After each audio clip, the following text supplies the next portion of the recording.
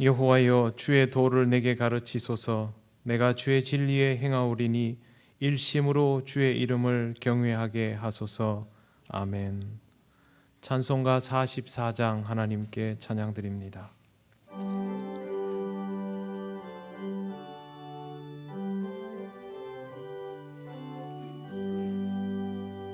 지난 이래 동안에 예수 인도했으니 주의 전에 모여서 감사 찬송합니다.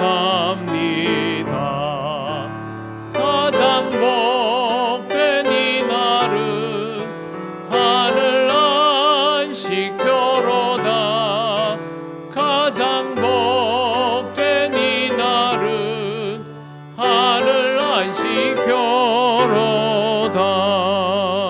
주의 공로 힘입어 은혜 주신 빌때에 화목하게 하시고 죄를 벗겨 주소서.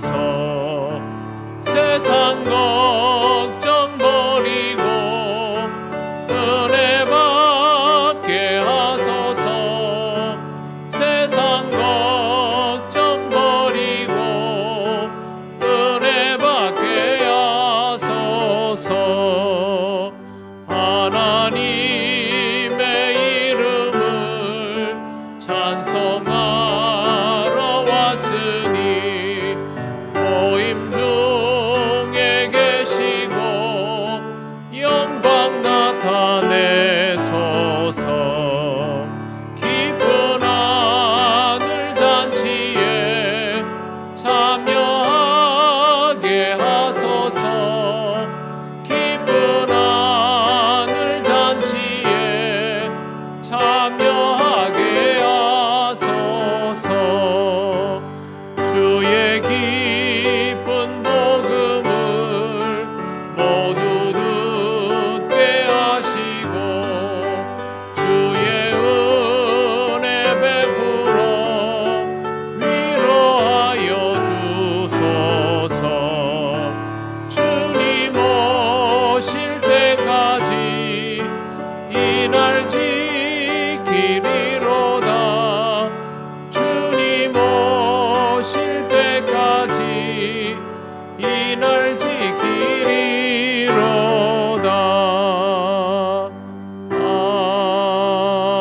아멘.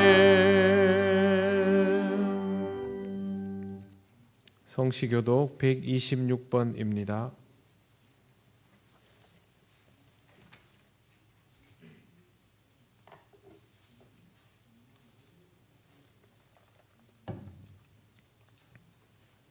여호와여, 나의 영혼이 주를 우러러 보나이다.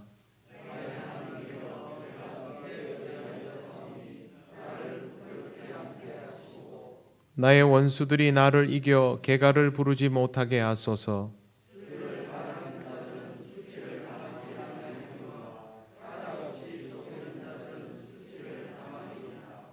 여호와여, 주의 도를 내게 보이시고 주의 길을 내게 가르치소서.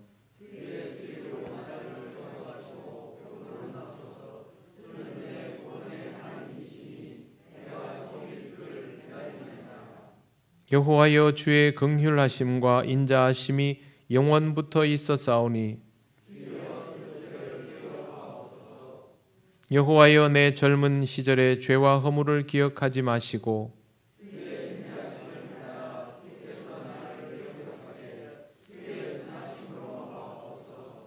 여호와는 선하시고 정직하시니 그러므로 그의 도로 죄인들을 교훈하시리로다.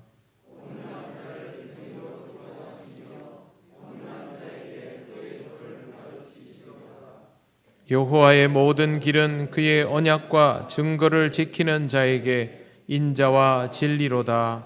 아멘. 나는 전능하신 아버지 하나님 천지의 창조주를 믿습니다. 나는 그의 유일하신 아들 우리 주 예수 그리스도를 믿습니다. 그는 성령으로 잉태되어 동정녀 마리아에게서 나시고 본디오 빌라도에게 고난을 받아 십자가에 못 박혀 죽으시고 장사된 지 사흘 만에 죽은 자 가운데서 다시 살아나셨으며 하늘에 오르시어 전능하신 아버지 하나님 우편에 앉아 계시다가 거기로부터 살아있는 자와 죽은 자를 심판하러 오십니다. 나는 성령을 믿으며 거룩한 공교회와 성도의 교제와 죄를 용서받는 것과 몸의 부활과 영생을 믿습니다. 아멘. 찬송가 432장 하나님께 찬양드립니다.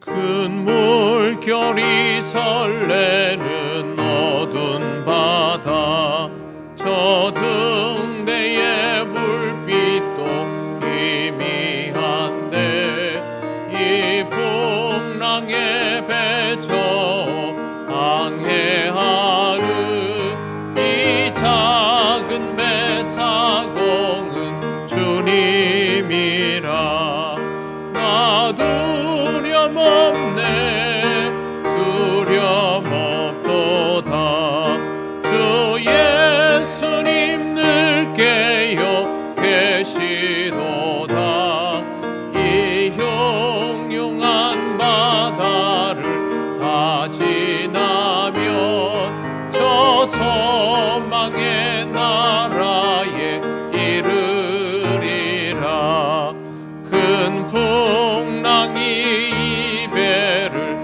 위협하며 저 깊은 물 입 벌려 달려드나 이 바다에 노저 항해하는 이 작은 배 사공은 주님이라 나 두려움 없네 두려움 없도다 주 예수님 늘 깨어 계시도다 이 흉흉한 바다를 다 지나면 저 소망의 나라에 이르리라 큰 소리로 물결을 명하시면 이 바다는 고요히 잠자리라 저 동력이 환하게 밝아올 때 나 주 함께 이 바다 건너가리 나 두려움 없네 두려움 없도다 주 예수님 늘 깨어 계시도다 이 흉흉한 바다를 다 지나면 저 소망의 나라에 이르리라. 아멘.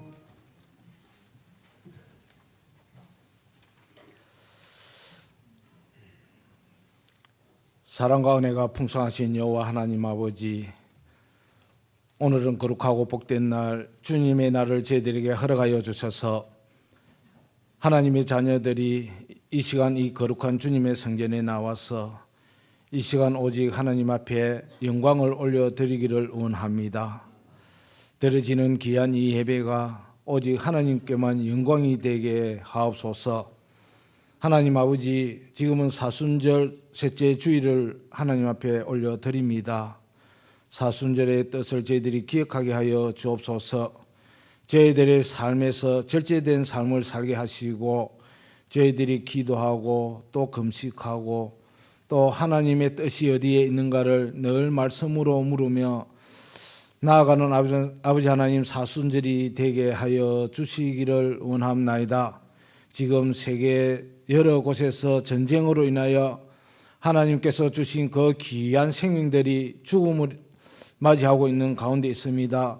특히 러시아가 우크라이나를 침범하여 아버지 하나님 이렇게 많은 희생자들이 생기고 있는 가운데 있사오니 하루빨리 평화의 아버지 하나님 휴전이 되게 하여 주셔서 한 사람이라도 귀한 생명이 전쟁으로 인하여 죽는 일이 없도록 하나님 도와주시기를 간절히 빌고 원하옵나이다. 사랑의 하나님 아버지, 저희 통영교회 코로나로 인하여 지금 격리 중에 있는 가정들이 많이 있습니다. 하나님께서 그 가정 위에 함께하여 주시고 코로나로 인하여 아버지 하나님 많이 아프지 않도록 도와주시고 무사히 아버지 하나님 이렇게 격리하여 또 이전에 나와서 저희들과 같이 예배할 수 있도록 은혜를 다하여 주시기를 원합나이다. 사랑의 하나님 아버지, 우리 통영 도성에 많은 교회들을 세워주심에 감사합니다. 그 가운데서도 저희 통영교회를 서동, 명정동, 항남동 이 중심부에 우리 통영교회를 세워주시고 하나님의 사역을 감당할 수 있도록 은혜 주심을 감사합니다. 저희 교회가 50년, 100년 앞으로 주님께서 이 땅에 다시 오실 그날까지 저희 통영교회가 하나님의 사명을 감당하는 교회로 늘 세워지게 하여 주시옵소서. 그러하기 위하여 먼저 믿는 저희들이 이 통영교회로 통하여 하나님의 사명을 전달하고 또 하나님 전도하고 선교할 수 있는 우리 통영교회 성도들이 다 되게 하여 주옵소서.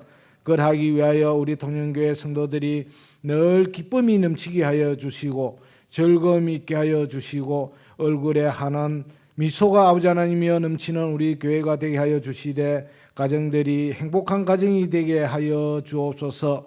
그래야 아버지 하나님, 하나님을 알지 못하는 이들이 우리 통영교회 성도들을 보고 나도 통영교회 가고 싶다, 예수를 믿고 싶다 할 수 있는 그러한 모습들을 저희들이 가지고 전도하는 우리 통영교회가 되게 하옵소서. 아버지 하나님, 원치 않는 질고로 인하여 어려움당하는 성도들 기억하여 주옵소서. 하나님 찾아가셔서 위로하여 주시고 또 아버지 하나님이여 치료함을 허락하여 주셔서 저희들과 같이 이전에 나와 하나님 앞에 예배할 수 있도록 은혜를 다하여 주옵소서. 오늘 우리 부목사님 이렇게 두 교회에 가서 하나님의 말씀을 선포하기 위하여 가사온데 오가는 배 위에 배로 인하여 아버지 하나님이여 오가는 가운데 사오니 하나님께서 지켜주시고 또 하나님의 말씀을 그곳에서 잘 전할 수 있도록 함께해 주시기를 원하옵나이다. 오늘 이 시간 하나님 말씀을 듣기를 원합니다. 우리 사랑하는 담임 목사님 말씀을 준비하여 단위에 세워주셔사오니 하나님의 말씀을 대연하여 선포하실 때에 이 자리에 모인 모든 성도들 그 말씀으로 통하여 큰 은혜 받고 아버지 하나님 그 말씀으로 한 주간 세상 가운데 살아갈 수 있도록 갈 수 있는 말씀이 되게 하옵소서. 예배의 시종을 주님께 의탁하며 우리를 구원하여 주신 우리 구주 예수님의 이름으로 기도합니다.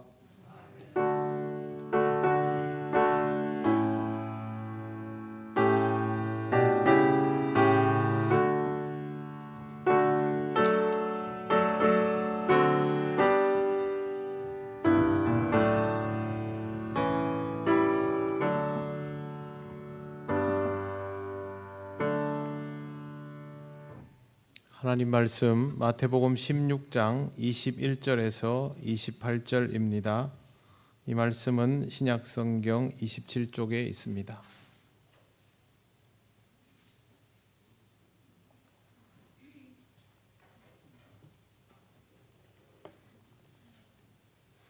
마태복음 16장 21절에서 28절 말씀을 봉독합니다. 이때로부터 예수 그리스도께서 자기가 예루살렘에 올라가 장로들과 대제사장들과 서기관들에게 많은 고난을 받고 죽임을 당하고 제3일에 살아나야 할 것을 제자들에게 비로소 나타내시니 베드로가 예수를 붙들고 항변하여 이르되 주여 그리 마옵소서. 이 일이 결코 죽게 미치지 아니하리이다. 예수께서 돌이키시며 베드로에게 이르시되 사탄아 내 뒤로 물러가라. 너는 나를 넘어지게 하는 자로다.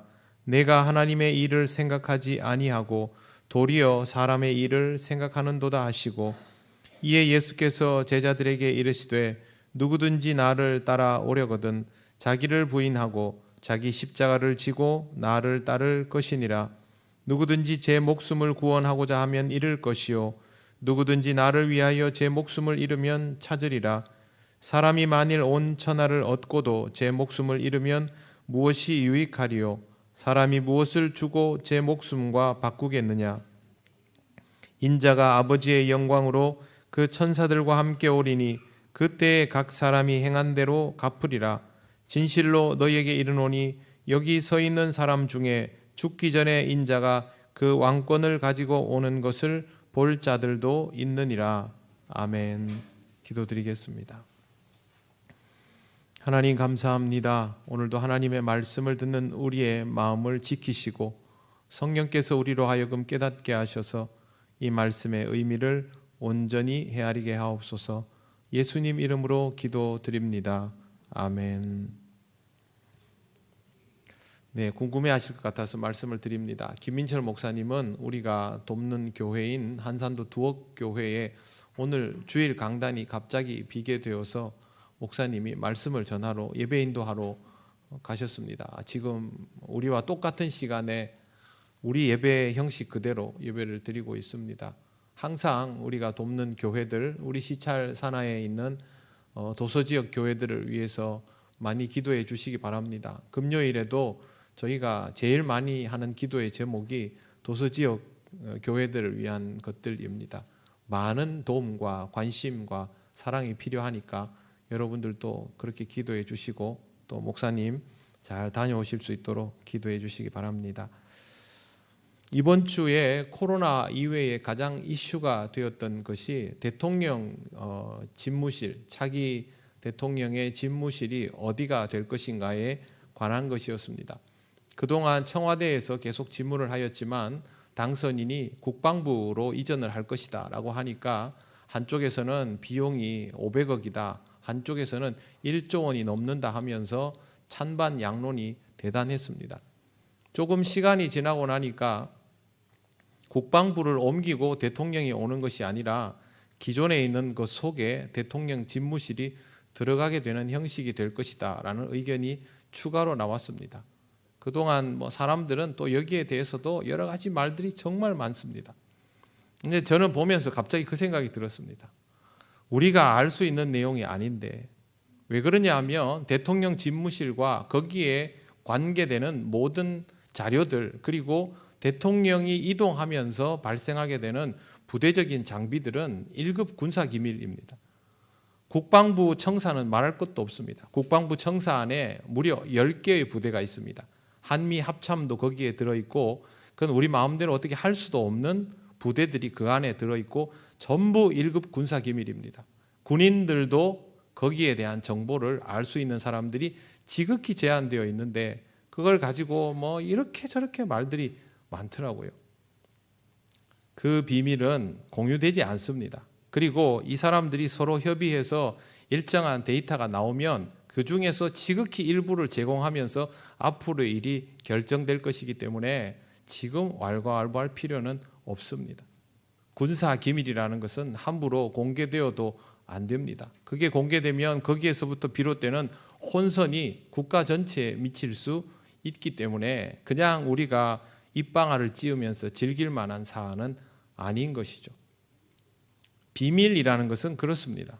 비밀이라고 불리우는 것은 제한되어야 할 이유를 가지고 있기 때문에 그렇게 불리우는 것이고 비밀이라는 것은 필요한 사람들에게만 열려지고 그 사람들과 함께 필요한 부분만 공유가 되는 것이죠. 국민들이 대통령을 뽑기 위해서 지지를 보내고 공약들을 들었지만 실제로 그 정치인들이 앞으로 어떻게 통치를 해나갈 것인가에 대한 구체적인 이야기들은 최측근들 외에는 아무도 모릅니다. 그걸 다 오픈한다고 해서 그걸 전부 다 받아들일 수 있는 것도 아니고 거기에 따른 부작용들도 많기 때문에 우리는 지극히 제한적인 것들만 들을 수밖에 없는 것이죠. 이런 것들이 제한된 정보, 비밀의 특징입니다. 예수님께서 이 땅에 오셔서 하나님 나라를 선포하시고 복음을 확장시켜 나가실 때는 하나님 나라에 대한 신비를 거침없이 말씀하셨습니다. 지난 시간에 비유에 말씀드린 것처럼 그럼에도 불구하고 예수님께서는 나의 존재를 아직도 다른 사람들에게 확실하게 알리지 말라는 표현도 하셨고, 또 한 가지는 앞으로 어떻게 그 하나님 나라가 이루어져 갈 것인가에 대한 이야기를 구체적으로 하시지 않았습니다. 제자들이 예수님을 따라다니기는 했지만 구체적으로 하나님 나라가 이루어지려면 일이 어떤 식으로 전개가 된다라는 것은 모른 채로 따라다닌 겁니다. 그리고 오늘 마태복음 16장까지 와 있습니다. 오늘 말씀 21절을 보십시오. 예수님이 태도를 바꾸십니다.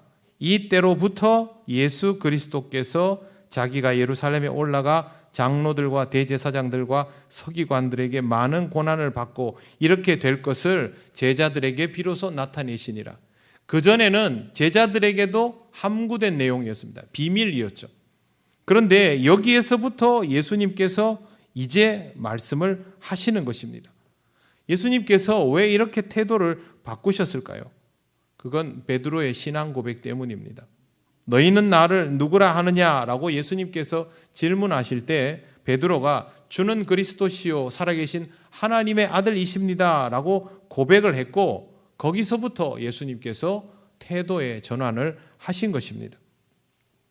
예수님은 구체적으로 말씀하셨습니다. 예루살렘에 올라가시면 장로들과 대제사장들과 서기관들에게 많은 고난을 받을 것이다. 뿐만 아니라 죽임을 당할 것이다. 도 말씀하셨습니다. 그리고 3일 만에 다시 살아난다는 것도 알려주셨습니다. 3일 만에 부활하신다는 게 제일 중요한 일이기는 하지만, 그러나 지금 이게 급한 게 아닙니다. 고난을 당하고 죽임을 당한다는 이 사실 자체가 제자들에게는 충격적인 내용이었습니다. 베드로는 즉시 반응을 합니다. 22절을 보십시오. 베드로가 예수를 붙들고 항변하여 이르되 주여 그리 마옵소서, 이 일이 결코 주께 미치지 아니하리이다. 항변했다라는 말은 그냥 그러면 안 됩니다 이렇게 얘기한 게 아닙니다. 절대로 안 됩니다. 있을 수 없습니다. 굉장히 강하게 저항하면서 말한 것입니다. 베드로는 왜 이렇게 말했을까요? 예수는 그리스도이시기 때문입니다. 자신이 고백을 했지 않습니까? 예수는 그리스도이시다라고. 유대인들이 이해하는 그리스도상은 고난당하고 죽어버리면 안 됩니다. 유대인들을 괴롭게 하는 모든 문제와 민족과 다른 것들을 다 무찌르고 승리해 주셔야 하는 존재가 그리스도이십니다. 그런데 고난을 당하고 죽으신다? 이건 베드로를 비롯한 유대인들에게는 어이없는 일인 것이죠. 그러니 베드로의 입장에서는 이렇게 반응할 수밖에 없습니다. 사실상 모든 유대인들은 이 말을 받아들일 수 없습니다. 이겨야 하는데 지고 죽는다는데 어떻게 받아들이겠습니까? 부활은 아직 생각도 못하는 차원이고요. 그리스도의 고난에 대한 이야기가 구약 성경에 당연히 있습니다. 메시아의 예표들이 있지 않습니까? 그럼에도 불구하고 그리스도가 고난을 받고 죽어버리면 자신들을 구원할 수 없다고 생각하기 때문에 그들의 머릿속에는 그리스도의 고난이 없는 것입니다. 의도적으로 이 부분은 그들의 기억 속에서 지워져 있는 상태입니다. 예수님께서는 이것을 아셨기 때문에 처음부터 하나님 나라가 이루어지려면 내가 고난을 당하고 죽어야 되고 부활할 것이다 라는 말을 안 하신 것입니다. 제자들에게는 그동안 비밀일 수밖에 없는 것이죠. 만약 예수님께서 이걸 처음부터 말씀하셨다면 어떻게 되었을까요? 제자들 중에 다수는 따르지도 않았을 겁니다. 그리고 따르게 된 사람들은 그때부터 자기들끼리 이야기를 했겠죠. 예수님이 잡혀서 죽으신다는데 우리가 그냥 두고 볼 수 없지 않느냐? 우리가 조직을 좀 결성해보자. 주님을 지키는 결사항전의 조직을 만들어서 어떻게든 주님을 경호하면서 다녀야, 그래야 주님이 죽지 않지. 그렇게 해서 조직을 만들었을 것입니다. 어떻게 해서든 예수님이 고난당하고 죽으시는 것을 막으려고 들었을 겁니다. 예수님은 이렇게 될 것도 다 아셨습니다. 그래서 이야기를 해주지 않으셨던 것인데 베드로의 신앙 고백을 들은 이후에는 예수님께서 이 말을 해주신 것입니다. 예수님은 왜 이 말씀을 해주셨을까요? 지금부터는 예수님의 비밀을 헤아리고 공유하는 사람이 되어야 한다라는 뜻입니다. 그렇다면 예수님의 비밀을 공유한 사람은 이제는 더 이상 이것이 비밀이 아니게 된 사람은 예수께서 이 길을 가셔야 한다는 것을 헤아려야 합니다. 예수님께서 이런 말씀을 하시는 이유도 헤아릴 수 있어야 합니다. 나를 헤아려 달라. 내가 가야 할 길이 이렇다라는 것을 이해해 달라. 받아들여 달라. 그런 의미로 예수님께서 지금 이 말씀을 하신 것입니다. 예수를 믿는 사람은 모두 예수님을 향하여 신앙을 고백한 사람들입니다. 베드로처럼 주는 그리스도시요 살아계신 하나님의 아들이십니다 라고 고백했다면 주님이 비밀을 공유해 주셨습니다. 그리스도는 이 땅에서 고난을 당하고 죽임을 당함으로 그리스도의 길을 가시는 분이다. 우리 다 이해하고 있지 않습니까? 주께서 우리로 하여금 깨닫게 하셨기 때문에 우리가 이 비밀을 가지고 있는 것이죠. 세상 사람들은 이해 못합니다. 주님은 더욱 구체적으로 그리스도는 그리스도의 길을 이렇게 가신다라는 것을 우리에게 알게 하여 주십니다. 그렇다면 주님의 비밀을 공유한 사람은 이 사실을 헤아리고 받아들여 나가야 합니다. 만약 베드로처럼 받아들이지 못한다면 주님으로부터 이 말을 듣게 될 겁니다. 23절을 보십시오. 예수께서 돌이키시며 베드로에게 이르시되 사탄아 내 뒤로 물러가라. 너는 나를 넘어지게 하는 자로다. 베드로를 향해서 사탄이라고 말씀하십니다. 이 말씀이 무슨 의미인지를 잘 생각해 보시기 바랍니다. 주님의 비밀을 알게 되었지만 그 비밀을 제대로 헤아리지 못하고 막아선다면 그것은 결국 예수께서 그리스도의 길을 가지 못하도록 방해하는 것, 주로 하여금 넘어지게 하는 것이 됩니다. 그렇게 주님을 넘어지게 하는 자라면 사탄이다라고 규정하시는 것입니다. 주님을 위해서 말을 하건 주님을 헤아려고 말을 하건 결과는 마찬가지입니다. 주님의 길을 막으려고 알면서도 막으려 든다면 사탄이 되는 것이죠. 주님을 믿는 사람 중에 사탄 취급을 당하고 싶은 사람이 누가 있겠습니까마는 예수님께서 말씀하신 것처럼 하나님의 일을 생각하지 않고 사람의 일을 생각하면 이렇게 되어버립니다. 주님의 일은 하나님의 입장에서 생각을 해야 하는 것이죠. 하나님이라면 이렇게 하신다. 그런데 그게 아니고 사람의 방식으로 판단하면 메시아가 왜 죽어야 하느냐? 그러면 이걸 막아서게 되는 것입니다. 자신도 모르는 사이에 주님의 의도를 방해하는 사람이 되어버리는 것은 정말 그리스도인에게는 최악입니다. 알기 때문에 주님을 더 잘 따르는 것, 알기 때문에 주님을 막아서는 것, 전자는 제자요, 후자는 사탄입니다. 우리는 이 차이를 구별할 수 있어야 합니다. 주님께서 가셔야 할 길을 알려주신 것은 그 길을 헤아리고 그 다음에는 따르라는 의미였습니다. 24절을 보십시오.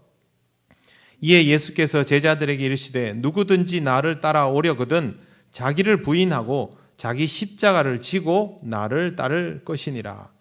제자라면 그렇게 주님을 따르겠다고 마음을 먹었다면 막아서는 사람이 되지 말아야 하고 이것을 위해서 해야 할 일이 자기를 부인하는 것입니다.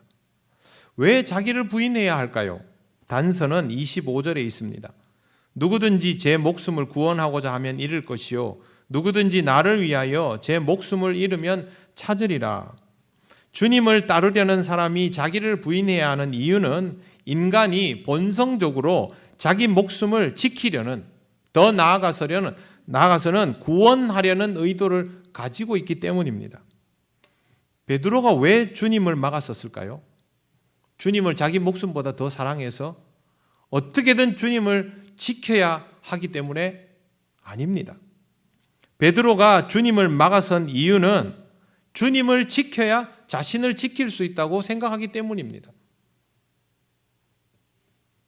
얼마 전에 대통령 선거가 끝났습니다. 그런데 여러분, 대통령 후보자들이 나이가 제일 많거나 지위가 제일 높거나 고참이거나 그런 거 아니지 않습니까? 지금의 당선인도 마찬가지고 또 함께 나왔던 후보자들도 마찬가지지만 주변에 포진되어 있는 사람들 중에는 선배들, 고참들이 많이 있습니다. 특히나 이 사람들은 법조인들이기 때문에 사법연수원 기수가 절대적으로 중요한데 선배들이 옆에 다 있습니다. 우리가 생각하면 뭘 후배를 위해서 저렇게 하나 싶지만 저 사람들은 목숨을 겁니다. 이유는 무엇입니까? 저 후보자를 당선시켜야, 저 사람을 지켜내야 내가 살거든요. 그게 세상의 논리입니다. 그게 정치 논리입니다. 인간의 본성적인 태도입니다. 지금 베드로를 비롯한 제자들의 수준은 아직도 예수님을 지켜내야 내가 살 수 있다입니다. 그런데 이런 식으로 지키려 들다 보니 예수께서 그리스도의 길을 가시려는 것을 막아서고 있지 않습니까? 그러면 예수께서 그리스도의 길을 가야 하는데 그 길을 못 가게 막아서게 되면 결국 십자가의 죽음과 부활을 통한 구원 사건이 이루어지지 못하기 때문에 베드로도 구원 못 받는 것입니다. 자기가 자기 목숨을 지키려고 하는 행동이 자기로 하여금 구원받지 못하게 하는 행동이 되고 마는 것이죠.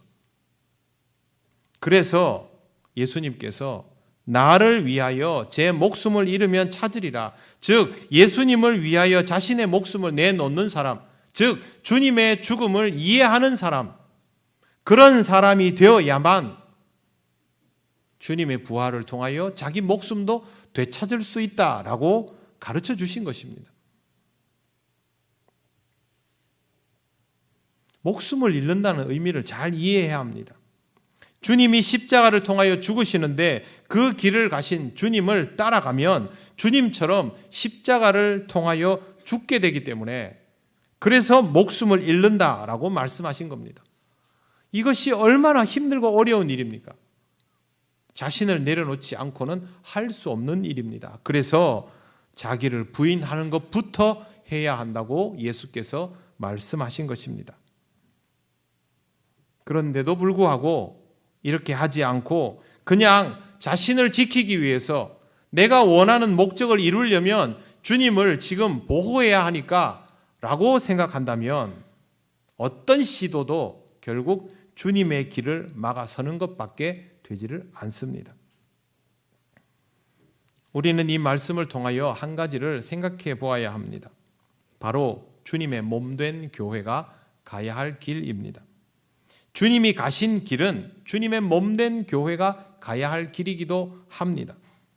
그렇기 때문에 우리는 주님의 길을 막연하게 생각할 것이 아니라 주님의 몸된 교회가 가야 할 길로 주목해서 볼 필요가 있습니다. 우리는 이 교회를 통하여 우리 자신을 지키고 싶어하는 사람들입니다. 그런데 우리가 교회를 지키려고 하는 시도는 자칫 잘못하면 베드로처럼 우리 자신을 잃어버리는 길이 될 수도 있습니다.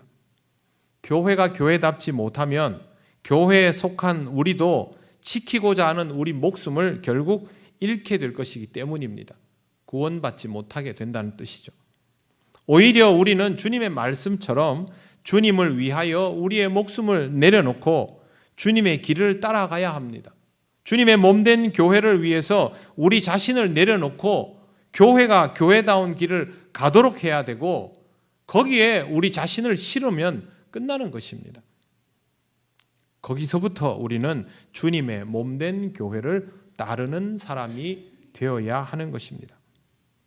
교회는 주님의 몸입니다. 그렇기 때문에 고난과 죽음을 통하여 주님의 몸다움을 드러내는 것이지 외형적인 위력을 통해서 주님의 몸다움을 드러낼 수가 없습니다. 만약 교회가 외형적인 위력을 통해서 주님의 몸다움을 드러내려고 한다면 그건 베드로의 시도와 똑같은 것이 됩니다. 1225년 프랑스 북부지방 보베에 대성당이 건축되기 시작합니다. 보베는 프랑스 파리도 아니고 지방입니다. 말 그대로. 이 성당은 42년의 공사를 통해서 교회당을 지은 것이 아니고요. 겨우 성가대석을 완공을 했습니다. 성가대석을 완공하는데 왜 이렇게 오래 걸리느냐? 성가대석의 높이가 무려 48m입니다. 교회를 짓는데 성가대석부터 지은 거예요. 그게 48m입니다. 왜 이렇게 높이 지었을까? 제가 설교 준비하면서 생각을 해봤습니다. 그래서 저희 아들한테 성가대석을 이렇게 높이 지은 것은 성가대에서 찬양을 하면 천상의 소리처럼 들리라고 그렇게 한 거 아니냐 그러니까 아들이 하는 말이 참 순수하네 이러더라고요. 근데 정말 그런 마음으로 지었을 가능성이 높습니다. 문제는 이렇게 42년 걸려 지었던 성가대석이 12년 만에 강풍을 이기지 못하고 무너져 내려서 흉물이 됩니다. 미련을 버리지 못한 교회는 300년이 지난 뒤에 기어이 성가대석을 복구를 하고 잉랑을 설치를 합니다. 그 옛날 교회당 건물 보시면 가로로 길게 되어 있죠. 그리고 옆에 회랑이 또 이렇게 날개처럼 되어 있습니다. 보면 십자가 모양이죠. 가로로 되어 있는 이 회랑을 잉랑이라고 부르고 교회당 건물이 길쭉한 것을 신랑이라고 부릅니다. 우선 성가대석을 해놓고 잉랑을 건설을 한 겁니다. 그 다음에 교회당을 지은 것이 아니고요. 종탑을 세웠습니다. 종탑의 높이가 무려 153m입니다. 몇십 년에 걸쳐서 지었고 그 당시 건축 기술로는 올릴 수 있는 만큼은 다 올렸습니다. 그런데 이 건물이 지어진 지 4년 만에 강풍에 의해서 공명 진동이 생깁니다. 진동만 있는 게 아니라 공명으로 인해 진동이 커지면서 균열이 가고 결국 이 중앙탑이 무너집니다. 교회당의 본체인 신랑은 지어보지도 못하고 성가대석은 무너졌고 종탑도 무너지고 그렇게 엉망이 된 채로 남아 있습니다. 앞에 얼굴만 대충 있는 형태입니다. 교회가 이 건물을 짓기 위해서 몇백 년간 쏟아부은 시간과 돈과 정성과 인력을 생각해 보십시오. 이 긴 세월 동안 흑사병이 창궐했고 르네상스 운동이 일어났으며 종교개혁이 있었습니다. 이렇게 중요한 역사적 순간에 교회가 할 일이 이것밖에 없었을까요? 문제는 이 시대에 지어진 교회당이 이거 하나만 아니라는 데 있습니다. 놀랍게도 유럽에 가서 볼 수 있는 대형 교회당, 성당들은 전부 이 시대에 지어졌습니다.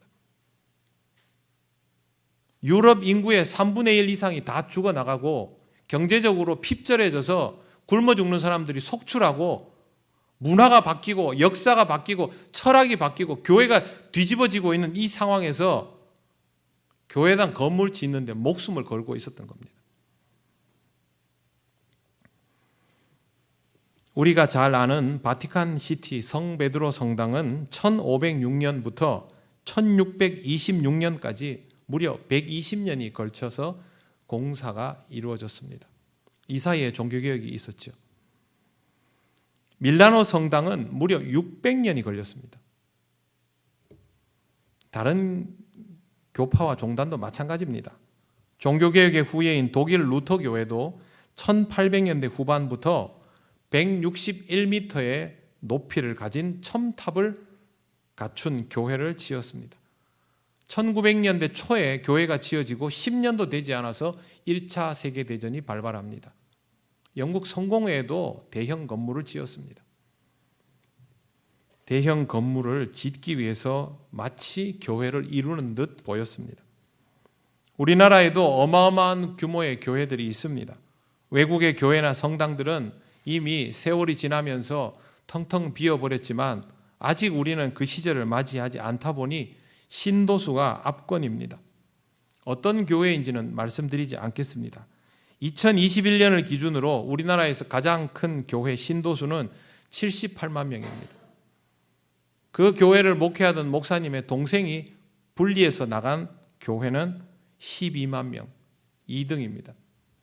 그 다음에 감리교 형제가 목회하는 두 교회가 9만과 8만입니다.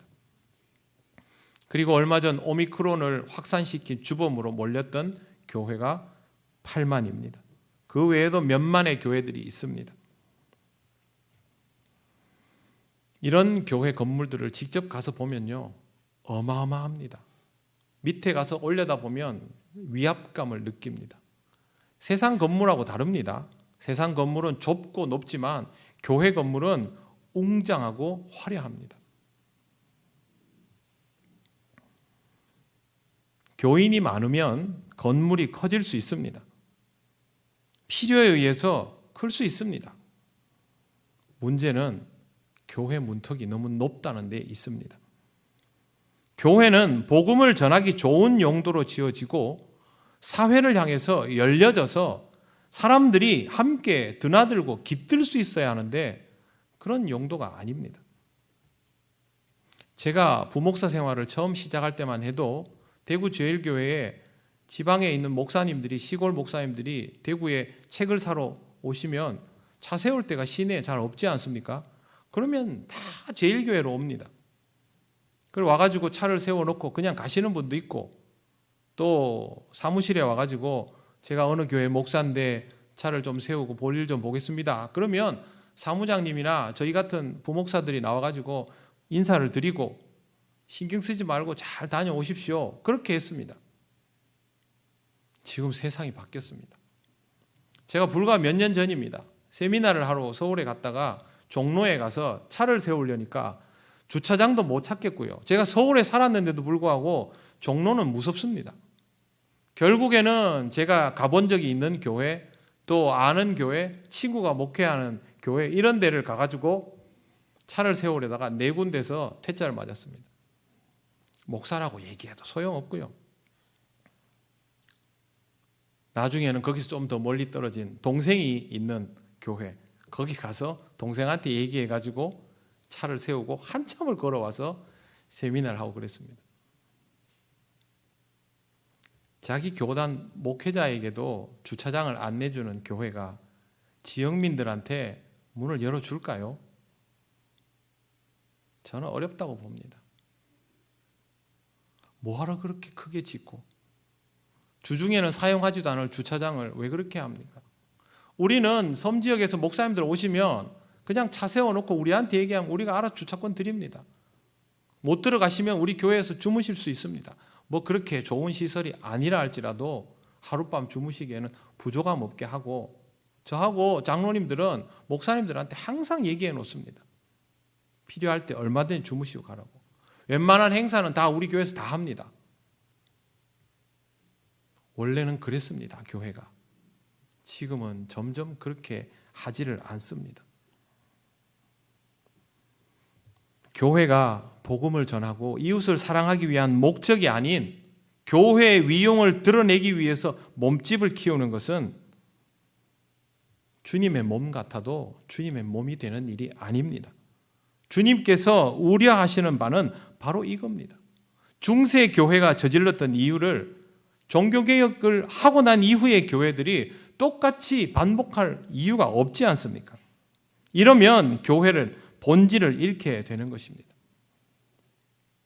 주님을 위하는 것처럼 보이기는 한데, 주님을 위하려는 마음이 있기는 한데, 정작 주님을 위하는 것이 아니라 자기 자신을 위하는 것이 되고 만다면 그것은 주님으로부터 좋은 말을 들을 수가 없습니다. 그렇게 하면 결국 주께서 가시는 길을 막아서고 교회가 가야 할 길을 멈추게 되는 일이 되므로 주님은 사랑하는 제자 베드로를 향해서 사탄아 내 뒤로 물러가라, 너는 나를 넘어지게 하는 자로다 라고 말씀하신 것입니다. 내가 이 반석 위에 교회를 세우리라, 그 말씀을 하신 주님이 이렇게 뒤집으시면 그게 얼마나 무서운 말씀입니까? 베드로는 마음이 어땠을까요? 대놓고 사탄아 그러면 평생 씻을 수 없는 상처가 되는 말씀입니다. 그러나 이 말씀은 베드로를 위하여 하신 말씀입니다. 주님은 우리에게도 이와 똑같은 방식으로 말씀하십니다. 우리도 주님의 제자이고 주님을 사랑하고 있음을 아시기 때문입니다. 사랑하는 성도 여러분, 무엇보다도 나를 위하여 주를 지키려 하지 않도록 주의하고 또 주의하시기를 바랍니다. 우리가 이것을 깨닫지 못하면 뭉쳐 있어도 소용이 없습니다. 덩치가 커져도 소용이 없습니다. 덩치가 커지면 주님의 몸을 이루는 것이 커지고 하나님 나라가 커지는 것이 아니라 우리 자신만 커지는 것입니다. 그것으로는 주님을 지키려 할 수 없습니다. 우리도 모르는 사이에 이 세상에서 힘을 떨치는 교회를 바라게 된 이유가 무엇입니까? 그렇게 할수록 주님이 걸어가신 십자가의 길에서 우리는 멀어질 뿐입니다. 주님은 그런 길을 가시지 않았습니다. 그러므로 우리도 그런 길을 갈 수 없습니다. 주님이 우리를 향하여 내가 고난을 받을 것이다, 내가 죽게 될 것이다 라고 말씀하신 것은 우리를 믿기 때문이죠. 이 믿음은 베드로가 주님을 부인하고 난 이후에도 다시 주님을 찾을 것이라는 것을 알고 품으신 믿음입니다. 우리는 참 부족한 사람들입니다. 주님을 위한답시고 우리 자신을 위하는 속내를 감출 줄도 모르는 부끄러운 사람들입니다. 하지만 우리 주님은 이런 우리의 부족한 모습조차도 염두에 두시고 주의 몸된 교회를 이루도록 허락하셨고 이 교회를 우리에게 맡겨주셨습니다. 사순절 기간 동안은 우리 자신이 십자가에서 멀어져 있지 않는지를 잘 돌아보아야 하겠습니다. 여러분 꼭 그렇게 하시기를 바랍니다. 그것이 우리를 살려주신 주님을 따르는 방법이고 이 길을 굳건히 가야만 인자가 권능 중에 오시는 것을 기쁨으로 맞이할 수 있는 사람이 됩니다. 요즘 참 정신없고 분주한 시간을 맞이하고 있습니다. 사순절이라고 해도 사순절을 의식조차 못하는 그리스도인들이 허다합니다. 총탄이 빗발치는 전쟁터에서 정신 차릴 수 있는 군인이 몇이나 되겠습니까? 그럼에도 불구하고 군인이 죽지 않으려면 자기 소임을 감당할 수 있으려면 정신을 차려야 합니다. 이러한 상황에서도 마음을 가다듬는 주님의 군사, 주님의 제자가 되어서 여러분이 가야 할 길을 굳건하게 가시기를 바랍니다. 주님의 마음을 헤아리시고 그 길을 따를 수 있는 그리스도인으로 살아가시기를 바랍니다. 기도드리겠습니다. 하나님 은혜를 감사합니다. 우리에게 주신 은혜와 기회를 잘 묵상하는 사순절이 되게 하여 주시옵소서. 우리를 위하여 주를 지키는 것이 아니라 주를 사랑하기에 주를 따를 수 있는 삶이 되기를 원합니다. 성령님 우리와 함께하여 주셔서 우리가 그리스도인답게 살아가도록 인도하여 주옵소서. 예수님 이름으로 기도드립니다. 아멘. 찬송가 445장 찬양하시며 봉헌하시겠습니다.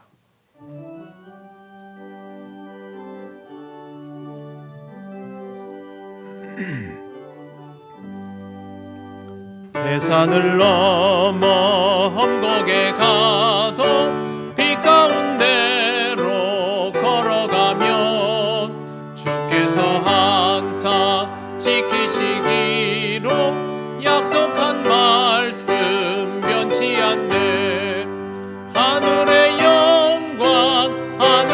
영광 나의 맘속에 차고도 넘쳐 할렐루야를 힘차게 불러 영원히 주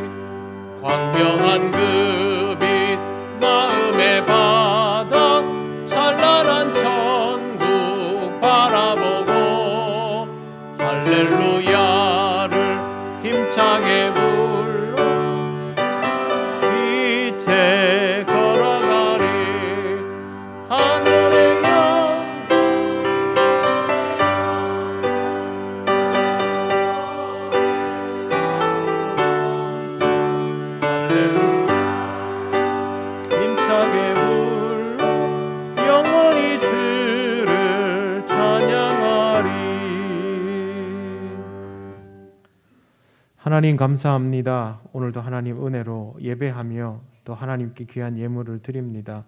우리의 삶이 모두 주님의 은혜 속에 있음을 잊지 않게 하시고 늘 기쁜 마음으로 봉헌하도록 성령께서 인도하여 주옵소서. 다음 한 주간의 삶도 하나님께 맡깁니다.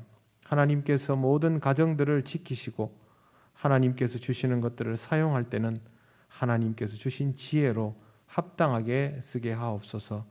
감사드리며 예수님 이름으로 기도드립니다. 아멘.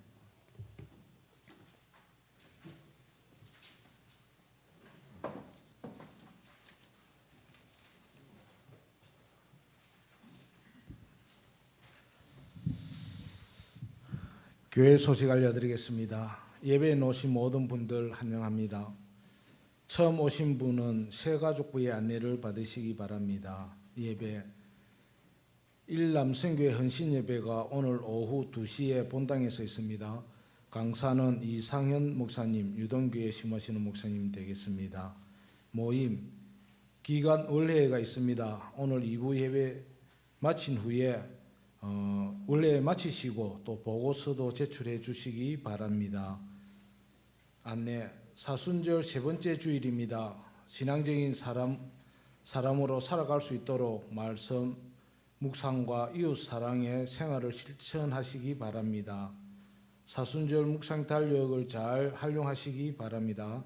두 번째 세례 대상자 또는 세례 받기를 원하시는 분은 교육자실에 신청하여 주시고 아래 일정에 따라 교육에 참여하시기 바랍니다. 일정표는 주보를 참고해 주시면 감사하겠습니다. 사물 안내위원 주보를 참고해 주시고요. 좋은 습관 가지기 또 함께 나눌 기도의 제목도 주보를 참고해 주시기 바랍니다. 함께 나눌 기도 제목 기도하실 때에 저희 교회에서 세운 교회가 두 군데가 있습니다. 인도 교회인데 주보에 이렇게 잘 이렇게 기록되어 있습니다. 바도리파라 통영교회, 갈라하틴가 통영교회 이 두 교회가 있는데 저희들이 이렇게 교회를 건축해 놔놓고 코로나로 인해서 저희들이 들어가지 못하고 있습니다. 그래서 아마 현지 목사님께서 목회를 하고 계시는데 코로나가 끝나고 나면 아마 우리 목사님 또 이렇게 가실 분들 이렇게 해서 그곳에 갔다 올 것인데 이 교회를 위해서 이렇게 기도 많이 해주시기 바랍니다. 또 한 가지 더 제가 주보 연대 부탁드립니다. 수요 예배든 주일 오후 예배든지 간에 자기가 맡은 기도 순서는 꼭 이렇게 참여하셔서 기도해 주시기 바랍니다. 이렇게 기도 순서가 빠지게 되면은 그 기도 시간에 기도하지 않으면 목사님이 이렇게 대신합니다. 그래서 꼭 자기가 맡은 본분을 잘 이렇게 감당해 나가는 우리 통영교회 성도님들이 되시기 바랍니다. 이상입니다. 이제 자리에서 일어나셔서 예배드린 교우들과 인사 나누시겠습니다.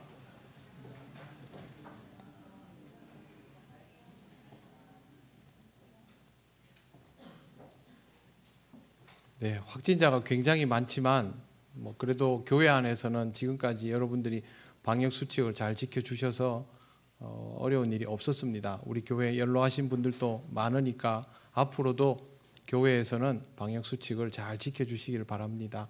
찬송가 635장 주기도문 찬양 드립니다.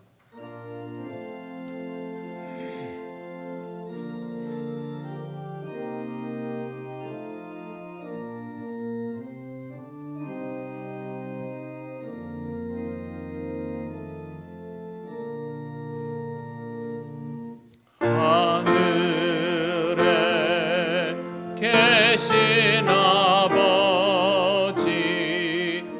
이름 거룩하시오며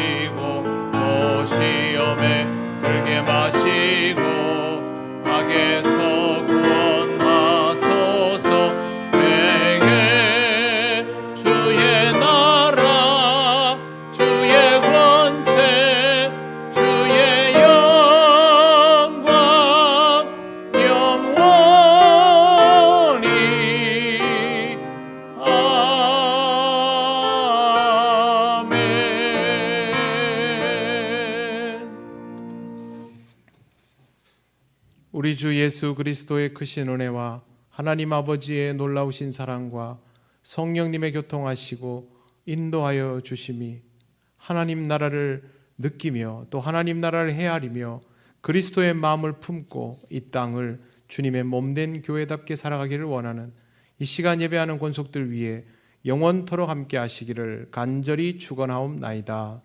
아멘.